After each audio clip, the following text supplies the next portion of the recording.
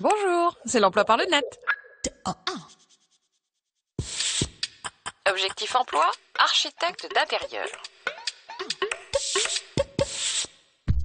Jouant avec les volumes, les couleurs, les lumières, les formes, les lignes, les matériaux et le mobilier, l'architecte d'intérieur conçoit et réalise des espaces intérieurs, comme vous le verrez sur onicep.fr. Il intervient chez les particuliers, dans des bureaux, des magasins, des hôtels, des restaurants et aussi dans des lieux publics comme les musées ou les gares par exemple. Sensible, créatif, ingénieux, il est à l'écoute de ses clients pour bien cerner leur personnalité, leurs attentes et leurs besoins. Il traduit ensuite ces éléments dans ses esquisses et ses plans en 3D en tenant compte des contraintes techniques et budgétaires. Une fois son projet validé par son client, il planifie et coordonne les travaux, choisit et suit les prestataires. Il connaît parfaitement les matériaux, les techniques et les normes du bâtiment. Mais lisez plutôt la présentation du métier proposée par uned.fr et suivez Mathias sur son chantier dans la vidéo en ligne sur lesmétiers.net. Pour devenir architecte d'intérieur, prévoir un diplôme de niveau Bac+5. Le CFAI, le Conseil français des architectes d'intérieur, reconnaît 14 écoles. Découvrez-les sur cfai.fr. Mode d'emploi, la candidature spontanée. Répondre à une petite annonce et poser une candidature spontanée sont deux choses différentes qui ne répondent pas aux mêmes règles.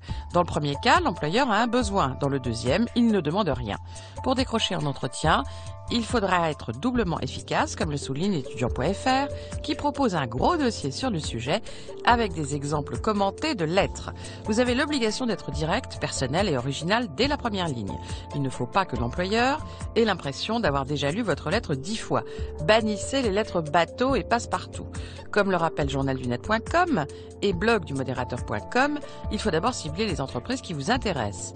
Il faut bien sûr partir de vos envies, mais aussi enquêter sur elles, sur leurs produits, leur métier, leur organisation, leurs projets de développement et leur processus de recrutement. Il faut vous appuyer sur les besoins potentiels de l'entreprise, non pas pour mendier un emploi, mais pour proposer vos services. Sachez à qui adresser votre lettre, pas forcément au DRH, mais parfois aux opérationnels. Tâchez d'avoir son nom. Demandez un poste précis, ce n'est pas à l'entreprise d'en trouver un pour vous. L'idéal est d'avoir un allié dans la place, un salarié qui pourra appuyer votre candidature et vous donner en amont de précieuses informations sur l'entreprise et la personne à qui écrire. Enfin, suivez votre candidature et n'hésitez pas à relancer. Cela prouvera votre motivation. Vous dénicherez sur pôle-emploi.fr une méthode à suivre pas à pas avec des exemples de lettres. Et si cela ne suffit pas, vous pourrez, si vous êtes inscrit comme demandeur d'emploi, suivre des ateliers gratuits. Agenda.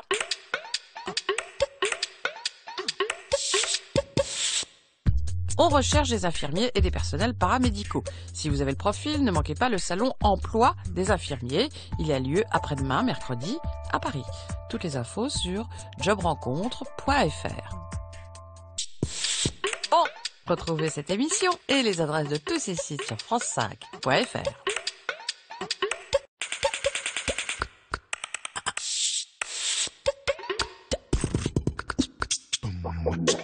Bonjour, c'est l'emploi par le net. Objectif emploi, éducateur spécialisé. Restaurer ou préserver l'autonomie et l'insertion des enfants ou des adultes dont ils s'occupent, telle est la mission de l'EducSP, l'éducateur spécialisé. Comme vous le verrez sur onicep.fr, il prend en charge des publics très divers. Des enfants handicapés, des jeunes rencontrant des problèmes sociaux ou familiaux, de jeunes mères célibataires, des adultes handicapés mentaux, des détenus, des toxicomanes, etc. Mylène, que vous rencontrerez dans la vidéo en ligne, s'occupe d'enfants autistes. Catherine, que l'on croise sur lesmétiers.net, travaille dans un foyer pour sans-abri. Le métier demande un bon équilibre psychologique, une grande maturité, de la fermeté et le sens de l'écoute. Vous trouverez une présentation très complète de la profession dans les référentiels en ligne sur ones-fr.org. Vous y dénicherez aussi une présentation de la formation et les coordonnées des écoles. Vous verrez qu'il faut obligatoirement décrocher le DEES, le diplôme d'état d'éducateur spécialisé, pour pouvoir exercer dans le public ou le privé. Le métier recrute et les besoins sont loin d'être couverts. Vous dénicherez des offres sur h.tm.fr et sur pôle-emploi.fr. Mode d'emploi, l'arrêt maladie. Les salariés savent généralement qu'en cas d'impossibilité d'aller travailler parce qu'ils sont malades ou accidentés, ils doivent adresser dans les 48 heures l'arrêt de travail prescrit par leur médecin à leur caisse d'assurance maladie et à leur employeur. Une obligation d'ailleurs rappelée sur service-public.fr. Mais au-delà, il y a des subtilités qu'il vaut mieux connaître. Vous verrez par exemple que cette disposition s'applique même en cas d'arrêt maladie d'une seule journée. Vous lirez aussi qu'aucune activité n'est possible pendant l'arrêt maladie, sauf si le médecin l'autorise et à condition qu'elle ne soit pas rémunérée. Sinon, gare aux sanctions, comme le souligne droit-finance.commentsamarche.net. Enfin, il faut strictement respecter les heures de sortie autorisées par le médecin, sauf s'il prescrit des sorties libres. Sur amélie.fr, on vous rappelle que si vous voulez quitter votre département, pour aller vous reposer à la campagne par exemple, vous devez obtenir l'autorisation préalable de votre caisse. À tout moment, vous pouvez faire l'objet d'un contrôle de la sécurité sociale. En revanche, l'employeur ne peut organiser un contrôle que s'il vous verse des indemnités complémentaires à celles de la sécurité sociale, comme le prévoient de nombreuses conventions collectives. Vérifiez si c'est le cas de la vôtre sur legifrance.gouv.fr. Si c'est bien le cas, vous ne pouvez pas refuser de vous y soumettre. Lorsque l'employeur aura envoyé une attestation de salaire à la sécurité sociale, vous pourrez percevoir des indemnités journalières à partir du 4e jour d'absence si vous avez assez cotisé. Lisez à ce sujet l'article en ligne sur journaldunet.com. Agenda.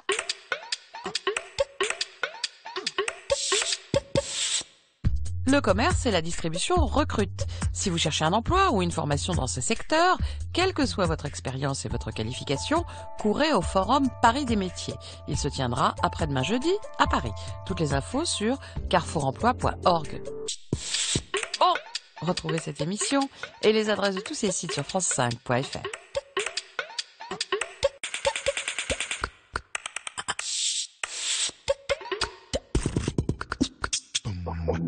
Bonjour, c'est l'emploi par le net. Objectif emploi, télévendeur. Le télévendeur est un vendeur à part entière, mais ses outils diffèrent. Ni vitrine, ni rayon, ni mallette de démonstration, mais un téléphone et un ordinateur. Comme vous le verrez sur onicep.fr, où vous ferez la connaissance de Pascal dans la vidéo en ligne, et sur jcommejeune.com, le télévendeur vend toutes sortes de produits. Des voyages, des équipements informatiques, des crédits ou des assurances. Qu'il travaille en entreprise ou dans un centre d'appel, il doit connaître son argumentaire sur le bout des doigts, et il a des clients à prospecter et à fidéliser, des objectifs à remplir, des enquêtes de satisfaction à mener et des comptes à rendre à ses supérieurs. Qualité demandée, sens de l'écoute et du dialogue, patience, ténacité, sang-froid, une bonne voix et une bonne élocution. Côté diplôme, prévoir de préférence un bac pro ou un bac +2 commerce. Vous trouverez une petite fiche métier et un témoignage sur studirama.com. Le métier peut constituer la première étape d'une carrière commerciale. Les télévendeurs représentent déjà 10% de la force commerciale des entreprises et le métier devrait continuer à se développer dans les années qui viennent. Pour en savoir plus, regardez la vidéo en ligne sur webtv.pôle-emploi.fr et profitez-en pour étudier les offres en ligne. Il y en a beaucoup. Mode d'emploi spécial jeunes, les bourses d'études. Si vous envisagez de demander une bourse pour vous aider à financer vos études supérieures à la rentrée prochaine, c'est le moment. Vous avez jusqu'au 30 avril pour déposer votre dossier auprès du Crous de votre académie actuelle, même si vous prévoyez de poursuivre vos études dans une autre ville. Informez-vous sur cnous.fr et faites tout de suite une simulation en ligne pour vérifier vos chances d'obtention et le montant de votre bourse. La bourse d'études du Crous est attribuée selon 3 critères: les revenus de vos parents, le nombre des enfants à charge et enfin la distance entre votre domicile et votre établissement. Comme vous le verrez sur étudiant.aujourd'hui.fr, décrocher une bourse vous permettra d'être exonéré de frais d'inscription et de cotisations de sécurité sociale étudiante. Comme vous le verrez sur service-public.fr, il faut que votre cursus soit habilité à accueillir des boursiers.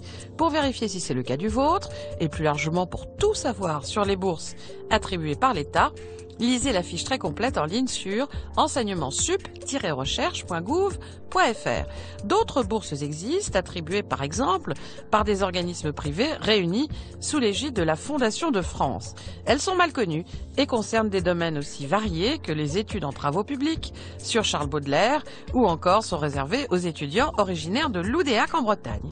Découvrez-les sur fondationdefrance.org. Enfin, les étudiants étrangers poursuivant des études en France peuvent eux aussi bénéficier de bourses. Informez-vous sur diplomatie.gouv.fr. Agenda.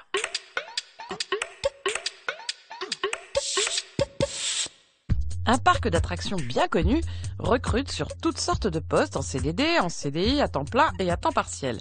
La session de recrutement aura lieu demain et après-demain à Bordeaux. Toutes les infos sur pôle-emploi-événement.fr. Bon, retrouvez cette émission et les adresses de tous ces sites sur france5.fr.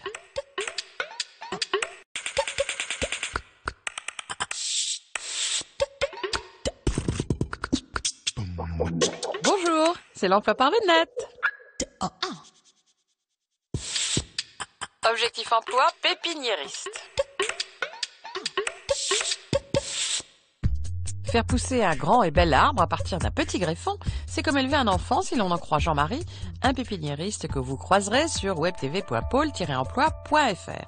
C'est un travail de longue haleine car il faut parfois 3 ou 4 ans avant de pouvoir mettre un arbre ou un arbuste sur le marché, comme le fait remarquer étudiant.aujourd'hui.fr. Le pépiniériste qui produit, élève et commercialise des végétaux d'extérieur doit être patient, vivre dehors au grand air par tous les temps et suivre le rythme des saisons. En automne ou au printemps, selon les cas, il prélève les boutures, les protège, les cultive, les repique en pleine terre, dans des pots ou sous serre. Il faudra ensuite nourrir, soigner, irriguer et tailler les jeunes plants jusqu'à maturité avant de les conditionner et de les vendre. Plusieurs diplômes préparent à ce métier, du CAP horticole, spécialité pépinière, au bac pro et au BTSA. Découvrez-les avec les coordonnées des écoles qui y préparent sur educagri.fr. La filière horticole pépinière se porte bien, mais le marché, les techniques et les compétences demandées évoluent comme vous le verrez sur anefa.org. Vous dénicherez des offres sur jobisjob.fr. Création d'activités, mode d'emploi, entreprendre au féminin. 3 créateurs sur 10 seulement sont des créatrices et lorsqu'elles sautent le pas, certains banquiers hésitent à leur faire confiance. Pour pallier ces inégalités, des dispositifs et des réseaux viennent à la rescousse. Ils sont présentés sur apce.com où vous en saurez plus en vidéo sur le profil des entrepreneuses, leurs atouts et les difficultés qu'elles rencontrent. Les femmes ont bien sûr droit aux mêmes aides financières, fiscales et sociales que les hommes, à découvrir sur ce site, mais il existe en outre le FGIF, le Fonds de garantie à l'initiative des femmes, qui peut garantir jusqu'à 70% du montant d'un prêt bancaire. Il existe aussi plusieurs concours réservés aux femmes qui entreprennent. Enfin, les porteuses de projets peuvent s'appuyer sur de nombreux réseaux d'aide et d'accompagnement dédiés. Par exemple, le réseau Racine, qui peut accompagner les femmes en amont de la création et leur accorder un prêt, comme vous le verrez sur racine-clef.com. D'autres réseaux proposent aux entrepreneuses de rompre leur isolement via des rencontres, des formations, du coaching et des mises en relation.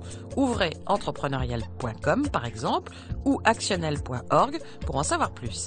Des incubateurs pour les femmes ayant un projet innovant dans le domaine des services à la personne ou aux entreprises ont également vu le jour. Vous verrez cela sur fédérationpionnière.org. Enfin, une grande école de commerce comme l'ESSEC a créé un programme de formation personnalisé en ligne réservé aux femmes.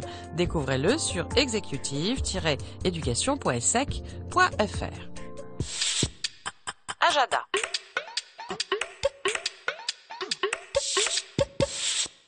Si vous avez plus de 50 ans et que vous êtes à la recherche d'un emploi, ne manquez pas le Forum de l'emploi senior. Selon ses organisateurs, quelques 5000 emplois vous y attendent. Il aura lieu le 12 mars à Paris. Toutes les infos sur forumemploisenior.fr. Bon, retrouvez cette émission et les adresses de tous ces sites sur france5.fr.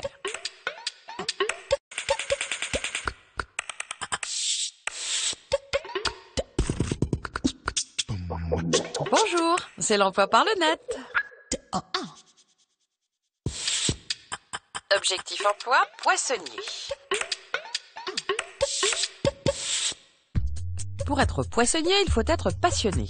Tous les professionnels le disent, à commencer par ceux que vous rencontrerez à Rungis avant l'aube, sur artisanat.info et sur lesmétiers.net.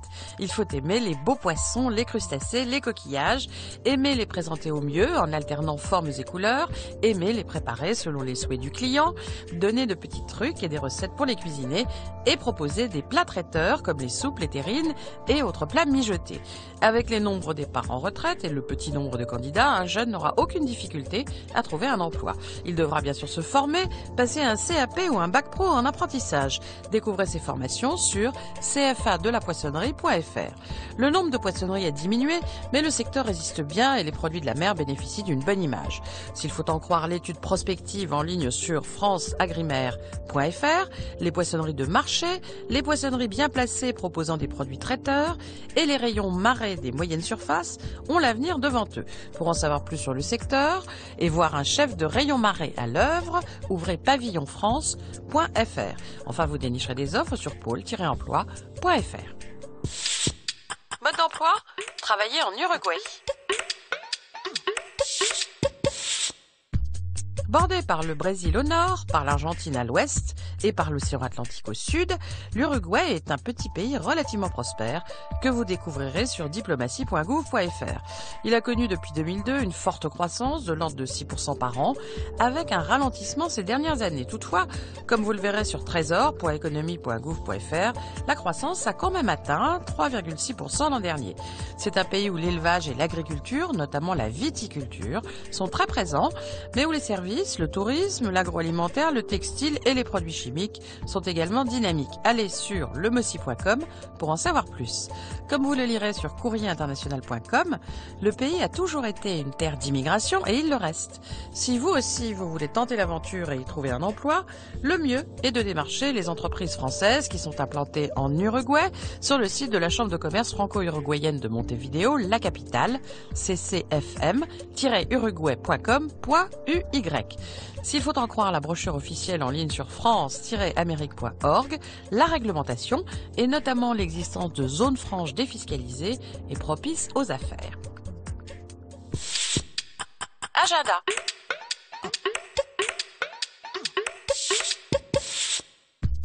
Si vous cherchez un stage, un contrat en alternance ou un emploi dans la région Nord-Pas-de-Calais, ne manquez pas l'opération pour l'emploi et la formation. 500 postes vous y attendent. Elle se tiendra les 13 et 14 mars à Dunkerque. Toutes les infos sur 48h-emploi-formation.com. Bon, retrouvez cette émission et les adresses de tous ces sites sur france5.fr.